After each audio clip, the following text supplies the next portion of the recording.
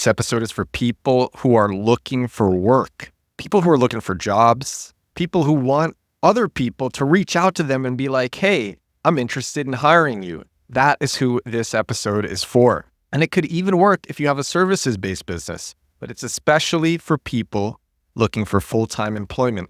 Why am I making this episode? I'm doing it because every day I get so many people who are reaching out to me asking to work for me. And these are people who want full-time jobs and they just don't know how to get them. And then I think about myself. And in 2016, I had no LinkedIn. I was basically unemployable. I had never had a full-time job, not a real one, just a bunch of internships. I did have some viral successes, but never a full-time job. And I had a recruiter friend showed me how to optimize LinkedIn so that other recruiters and employers would reach out to me. And here's what happened. I followed my friend's advice. Within a month, I had recruiters reaching out. And within 2 months, I got a job at one of the best marketing agencies in the world doing SEO for ADP, for Procter & Gamble, lots of huge companies. And while I was at this job, this is actually something I wrote in my journal.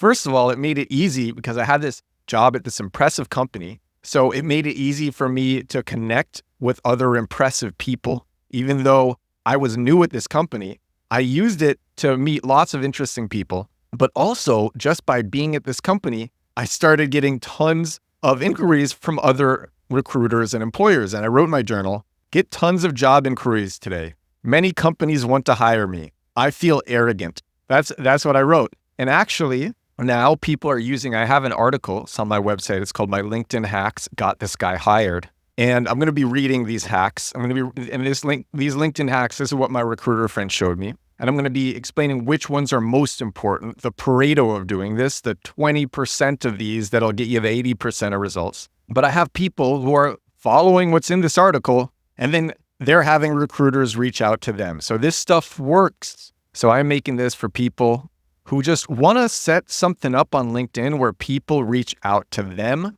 and they get job offers. That's who this episode of the pod is for. So I'm going to read this and I'm going to comment on it as I read. If you want to read it yourself, the link to this article is in the description for this episode. These tricks are easily replicable, but few people know to do them. LinkedIn is a search and recommendation engine. And this is the biggest one. LinkedIn is better seen as a search engine than a social network.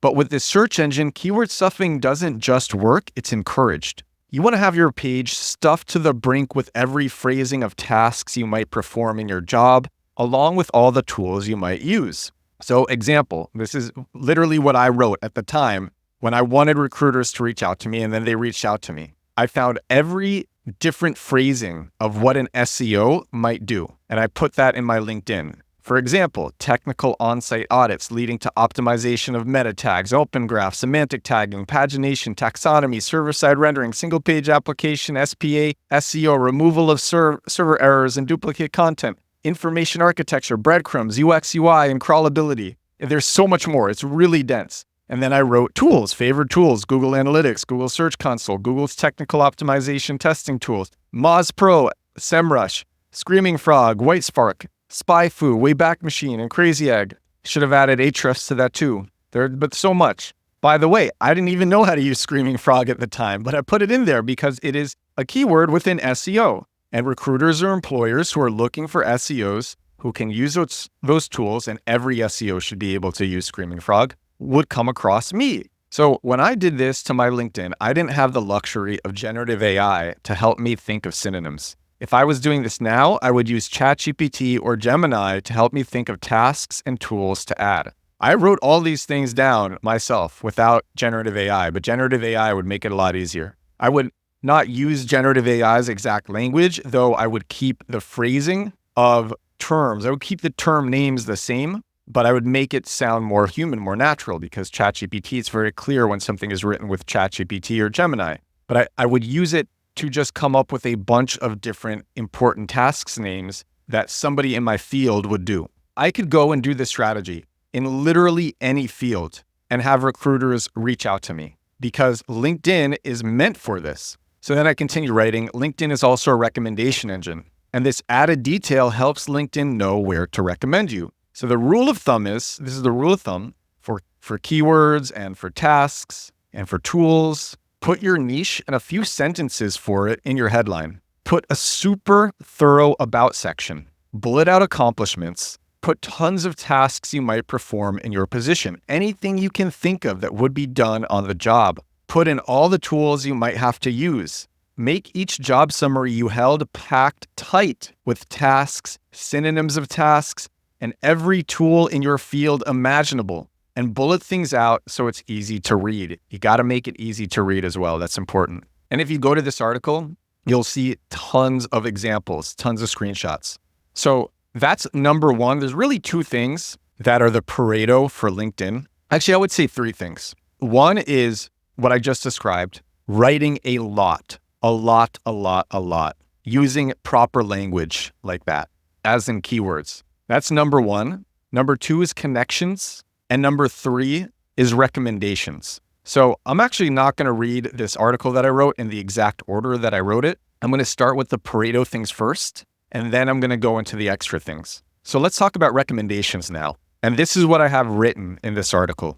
Get written recommendations from anybody you can. When I did my LinkedIn in 2016, I valued recommendations so highly, I even asked my website developer, who I was paying and not the other way around, to give me a recommendation. In fact, if you go to my LinkedIn, scroll to the recommendations at the bottom and go back in time, you can see all the recommendations I got in 2016. And recommendations are great because even though I fake them, they're hard to fake. People can click on profiles and see that they are real active people, which makes you look legitimate. And the thing is, even if you get a fake recommendation, if it's from somebody who looks good, at least you are associated with that person. And that adds a little bit of extra credibility, even if it's faked. But I got recommendations from everyone I could. Anyone who I did an internship for, who I did a little bit of free work for, I would get as many recommendations on LinkedIn as I could. And then the next thing is connections. And recommendations helps as well with LinkedIn knowing who to recommend you to and how it shows you within search. Next is connections. Once your profile is updated, get as many connections as you can with people you know in real life. Think of everybody you've ever met, especially in a work context, could be even at a meetup, and add them. Or friends, people you know, add them. Connections help the algorithm prioritize relevant people. You want to be a first-degree connection, second-degree connection. If you're not in a major area like New York City or San Francisco, it's okay. Look for people in your industry who are there. Connect with them and give them a unique compliment or reason you want to connect. It could even be transparent. I'm looking to connect with more people in my industry in major American cities. Adding context will make people more likely to accept the connection. It is best if you try to write something more real, and you don't want to give off that the person you are trying to add thinks you're trying to sell them. You really just want to have a lot of connections. And so I knew a lot of people at the time in 2016, so I just added everyone that I knew. But if I saw someone who looked relevant, I would add them too. And every now and then I still do that. I see somebody who looks relevant and I add them. And if you add them actually writing a unique compliment, people will appreciate that. Or if you look legitimate yourself, you have a good picture, you have a lot of information, a lot. You put in, put in things that you've worked on. That's something else that I did well. I actually should add that to the article. I added featured work underneath the about section, and within all of the things that I did, within experience, you can also add media and link it to a project that you did. And I would add that too. I would do that too. So those are the Pareto things. You have a lot of keywords, a lot written on your LinkedIn. You have the featured section where you show things that you've done. You're linking within each piece of experience to projects that are relevant that happened within that experience. You have lots of connections. You have recommendations. Recruiters are going to find you. You're going to look desirable. But here's some extra things to do. So now I'm going to read the rest of this article. Use action words. This one is simple.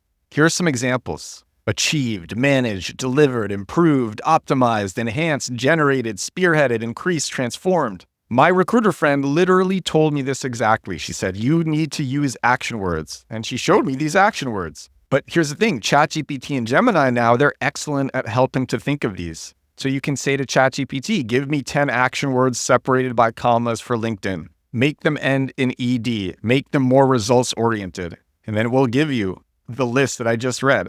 Show results. This is another big one that my recruiter friend said to me. This is important. It's not within the Pareto level of importance, but it is very important. So as I said, pre-2016, I didn't have a LinkedIn. And it was my close friend, Ashley Zernich, who became a recruiter and showed me what other recruiters were looking for. I said the story already. This is what I wrote in the article. She taught me how to add a ton of detail to LinkedIn, to add action words and to add results. And I still remember like it was yesterday, her stressing, people want to see results. I do remember that.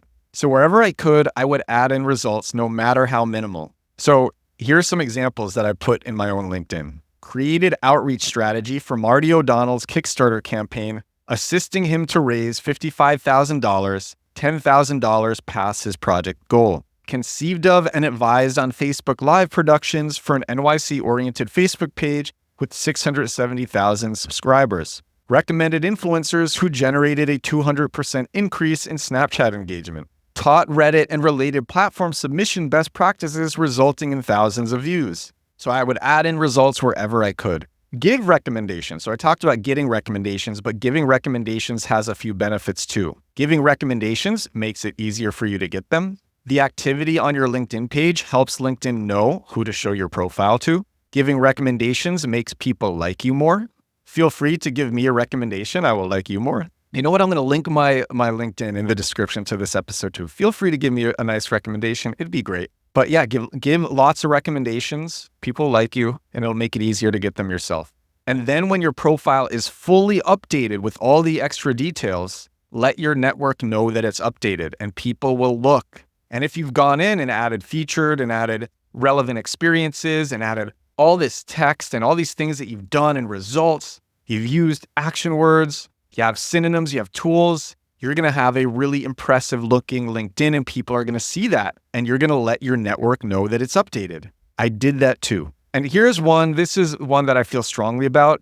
This is a personal preference. Don't put open to work on your profile picture. I think it makes people look desperate and that is not attractive to recruiters, employers, or anybody else. And actually, I wrote this in the article and I read this to you from my journal. In 2016, when I got the job and was employed, it made recruiters and hiring managers reach out to me even more. People won't reach out to you because your profile says open to work. They will reach out to you because you look competent, in demand, and your profile was recommended by LinkedIn because it was so highly optimized. And that is all for this episode of the show. This is episode 473 of my daily digital marketing podcast. If you are looking for work, if you're looking for full-time employment, I hope this was useful.